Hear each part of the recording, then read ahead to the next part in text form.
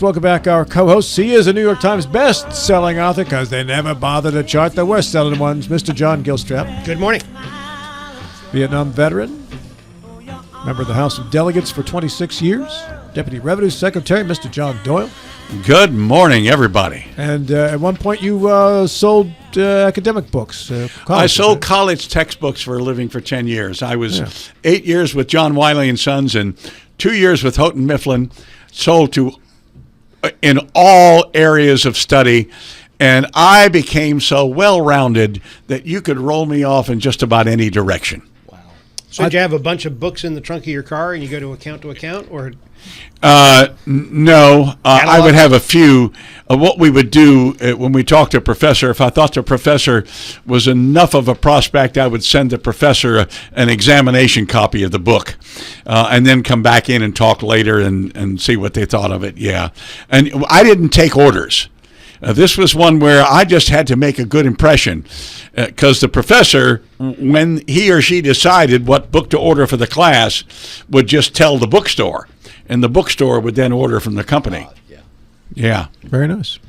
Hey, a couple things to pass along here. One, from Alert Berkeley, this is kind of timely, isn't it?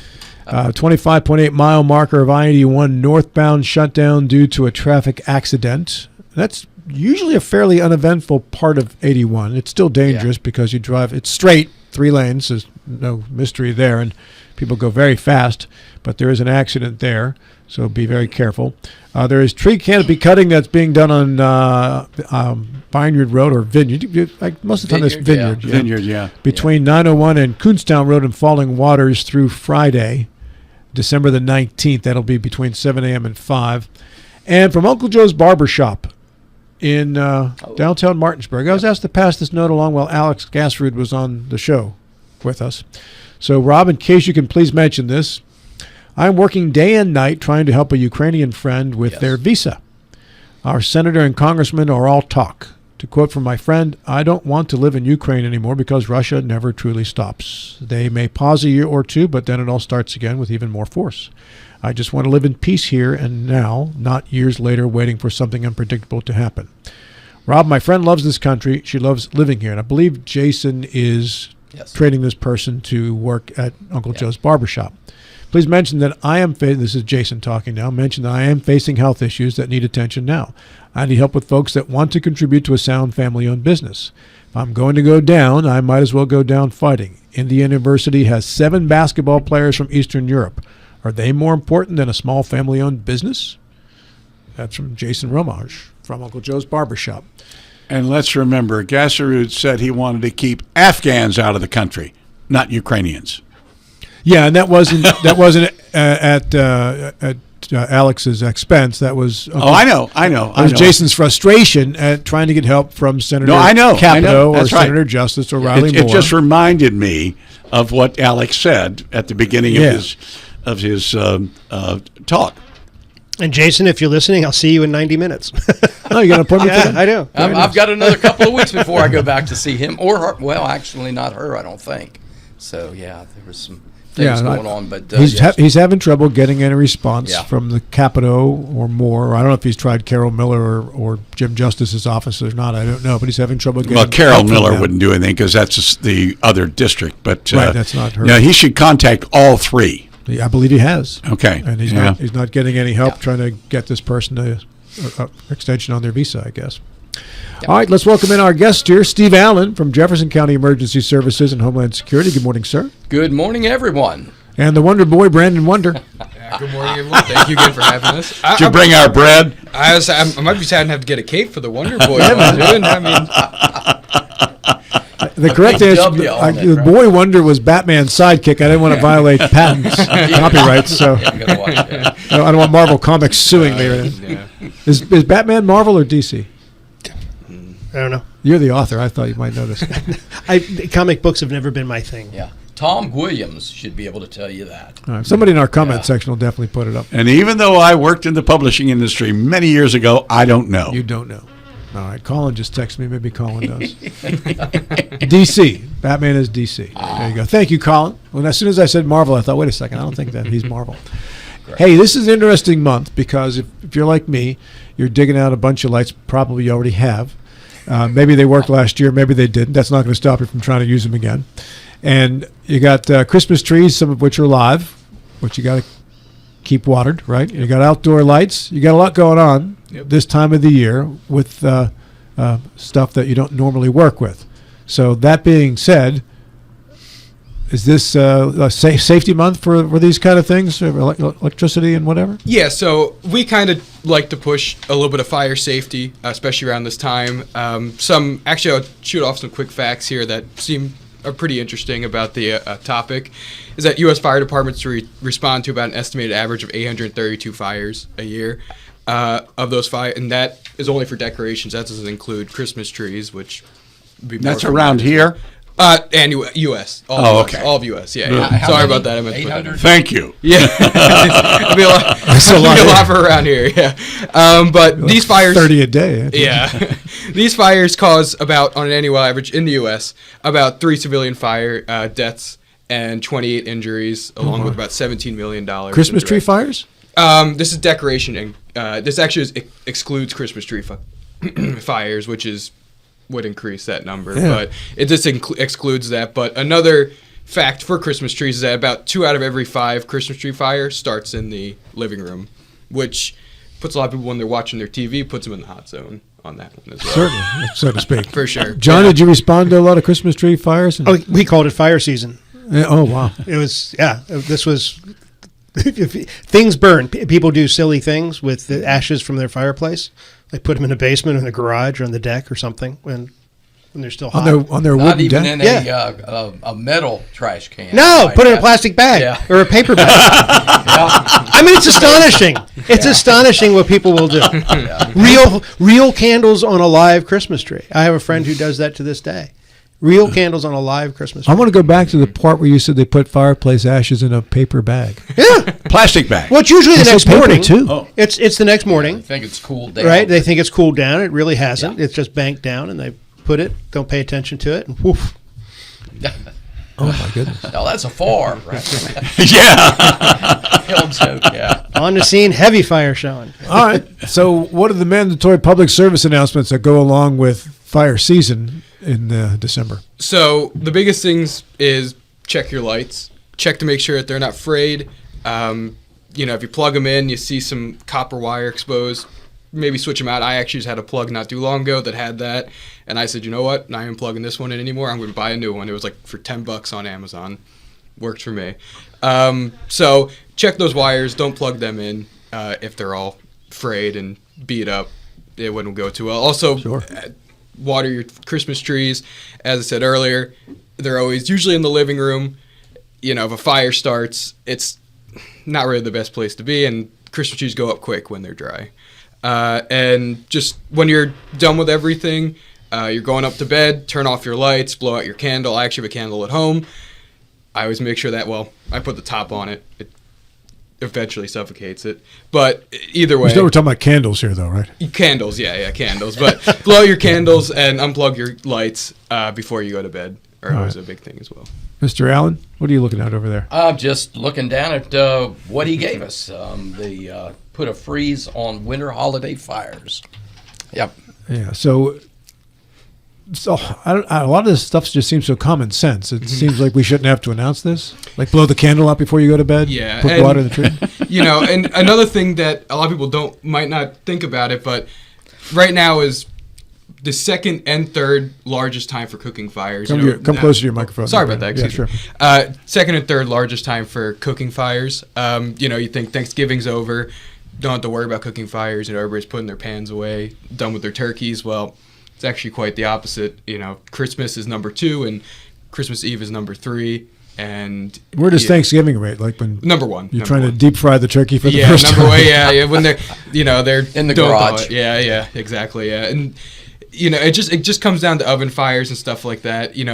All right, so let's stay on kitchen fires here Sure. for a second. What is the most effective way to put out a grease fire? Well, the most effective way would be with a fire extinguisher. Not water. Not water, no, because with water it'll make it bigger. Usually, a lot of times. Why would water make a fire bigger? Well, I'm just throwing softballs, and Gilstrap is just lighting up like a Christmas tree. He's ready. The easiest way. Even I could answer that, but I'm not going to. That's it. You put a lid on it. You put a lid on it. Just keep the lid close by. Because here's what happens when people use fire extinguishers and they don't know how to do it. And actually, there isn't fire extinguisher training around here. All the fire departments used to do that where I came from. Yep, sure did. When you first hit a grease fire with a fire extinguisher, if you don't do it right, you're going to push the grease out all over, splatter the grease, and now you get now you have a stove. Now fire. the walls are on fire. Yeah, exactly, and you spread the fire. The idea, just put a lid on it. Good. Exactly. Just like this show, many times. just put a lid on it, man. All right, so I got two firefighters here in the studio with me. This is such common sense stuff. How frustrating is it to you to have to, when you had to respond to fires? Can't blow the candle out before you go to bed. Well, it's not why before you go to bed. You got that centerpiece that's on the dining room table or on the coffee table, and it's got all the greens. Yule log thing. Yeah, you got all the greens. You put a candle into the greens, and then you go watch television. Or you sit and you watch a football game, when you leave the room, then whatever, but be common sense. Yeah. Yes. Well, common sense isn't all that common. That's I guess, and that's once again. Or use artificial greens. Yeah. Which melt. I don't think anything's fireproof, but certainly fire resistant. Of course, you have the little LED lights now that you can use in place of candle that remarkably look like regular candles. So. And haven't Christmas tree lights gotten a lot safer? I mean, when we were kids, you'd get a blister if you tried to change the bulb. The old bulbs that were so hot. Incandescent, Now, they've got fuses that are built into the plugs. And, to leave a tree on all night is not the hazard that it was. You put it into an artificial tree, and there's essentially no hazard. I shouldn't say that. Don't sue me if your house much burns, less hazard. Much lower hazard. Yeah. All right. What else you got on that sheet there? So for preparedness on fires wise, we always recommend building a go kit. We've mentioned this before. It yet again applies to something like this. If a fire happens in your house, of course, you don't have much time to get out of there. So have a go kit ready, preferably by your front door, maybe in a closet by your front door. As we mentioned before, the go kit should have food for several days, water for several days, battery powered or hand crank weather radios, flashlight first aid kits, extra batteries, manual can openers, extra cash, medications if needed, among other things as well.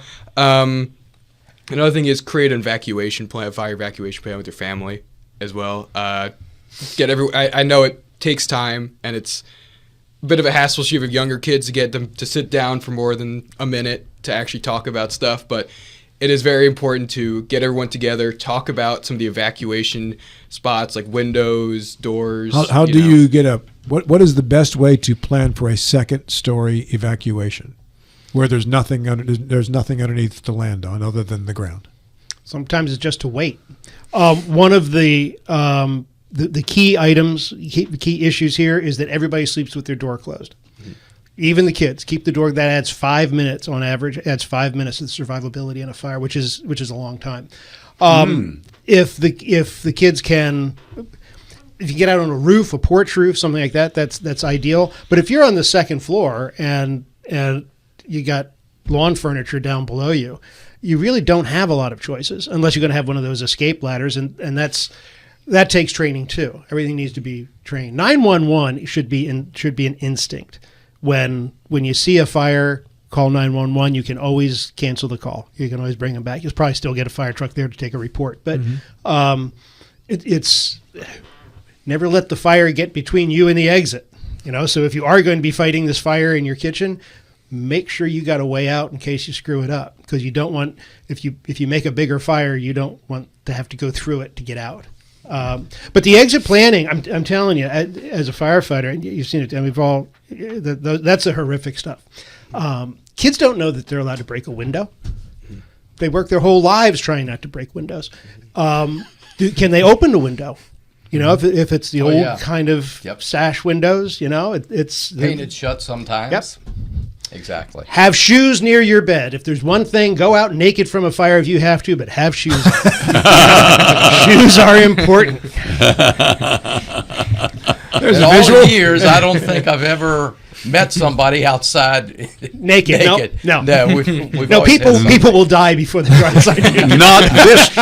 not this time of year. Oh, yeah. Yeah. I guess it depends on what kind of People shape. will you're in. understand, John. It's cold. Yeah. Yeah. So I have a fire extinguisher on every floor of the house. Yes. We've got a finished basement. Do you know how to use it? I actually, after our last appointment here on the show with you, I went and I checked. I think I have 4 or 5 fire extinguishers in the house. I went and checked every single one of them to make sure they were still working and how to operate each and every one of them. Because I admit, I bought one, put it in a closet, and then forgot about it. Yeah. Right? And then after we had you on the last time, I said, I better go figure out which of these still work and which of these don't. How long do they last? 10 years is a good, especially the smaller ones, the Yeah. 2 3/4 pound dry chemical fire extinguishers. 10 years is good, just Okay. like smoke detectors as well. Okay, yeah. But And they have instructions on them how to operate them. Pull pin.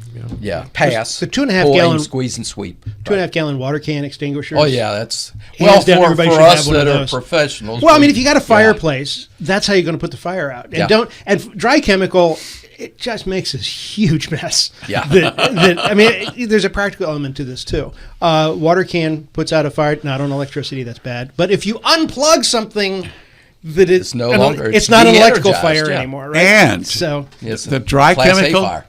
does that have PFAS in it? No.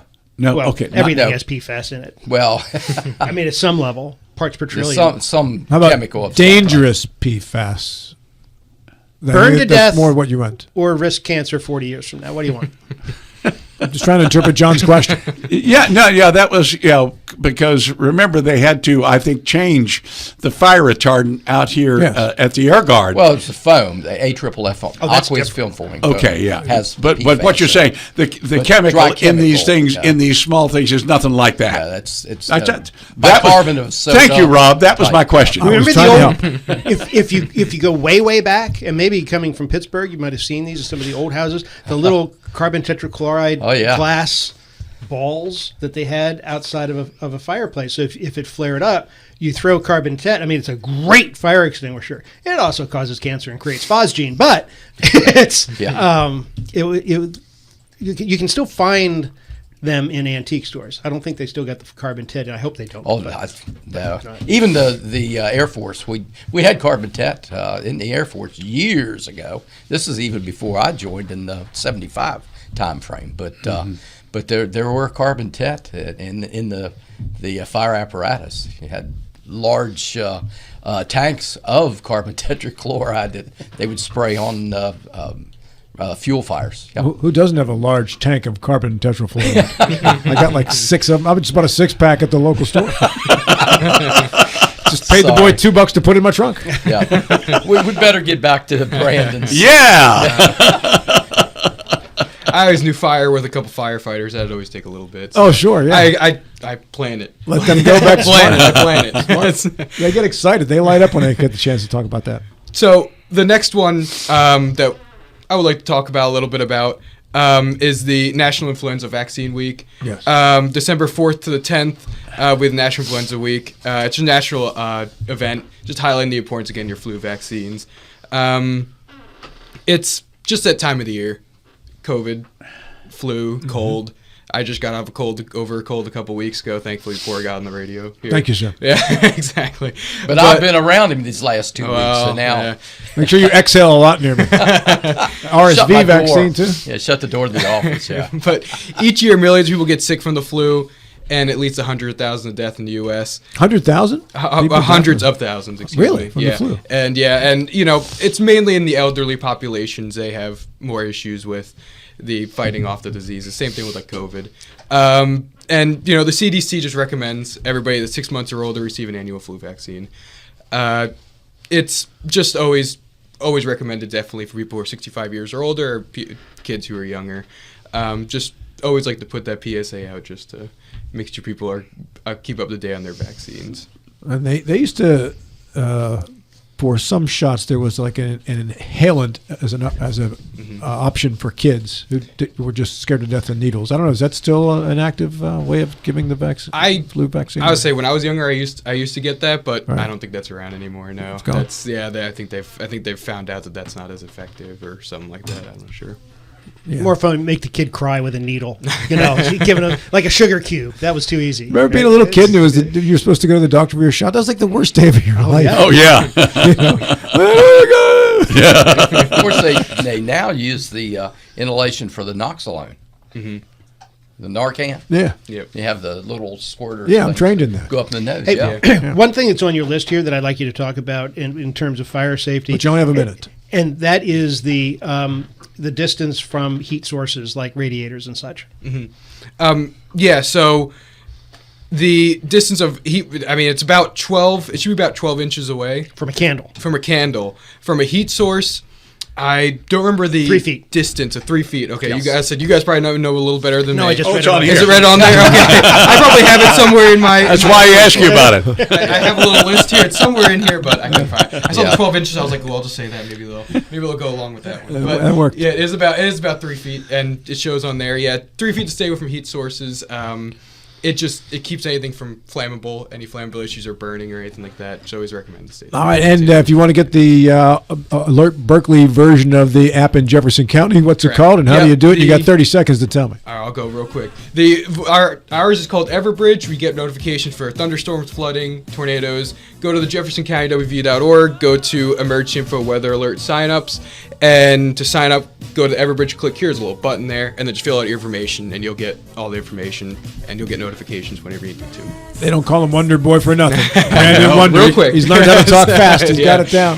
Hang on a second, guys. We'll be back with a final goodbye in a moment here as we wrap up the program in 2 minutes. We want to thank our producer, the sports doctor, Colin McLaughlin. Catch him at noon with the Sports Mix.